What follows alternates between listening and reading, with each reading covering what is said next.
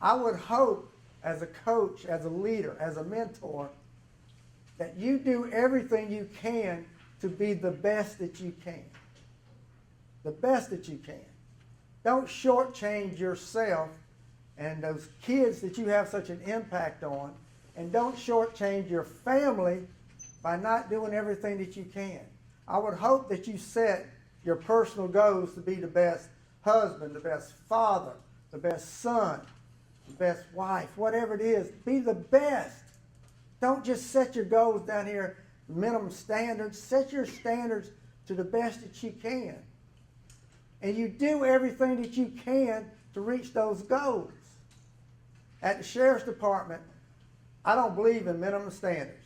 We don't do anything minimum. I believe in standards of excellence. That's what we want to be, excellent. See, when we want something, we want the best. But do we give the best when it's our turn to be given? You know, if you go out to eat and you go to a restaurant, you want the best hamburger you ever had. They bring you a half-cooked hamburger. You don't want that. You want the best. We demand the best when we want something, but do you always give your best? And see, there's that little conscience you got inside you, that little voice that talks to you will tell you if you're doing that, if they're shortchanging yourself, or if you're doing the best. See, I believe that we have hurt our young people today by giving them participation trophies. When I played ball, you had the most valuable player. And that was pretty much it. Everybody wanted to be that, but not everybody could get it. Everybody worked toward that. But now we give kids a trophy for showing up. We shouldn't teach our kids that it's okay just to show up. We need to teach ourselves it's not okay just to show up. As a coach, you don't want to just show up. You want to be there and be on top of your game because those kids rely on you.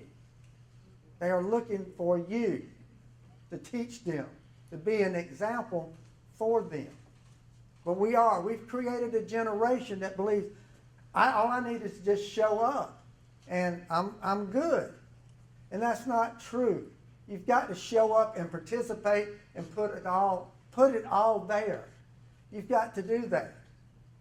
So as leaders of young people, we need to push them and push them. Push them to be perfect. But they can't be perfect. There's only been one individual that's ever been on this earth that was perfect. And none of us is Jesus. Okay? But that doesn't mean that you cannot strive to be perfect. You work toward that. You push yourself toward that. And you push others to do that too. And when they see that you're doing that, that's going to pull them along too.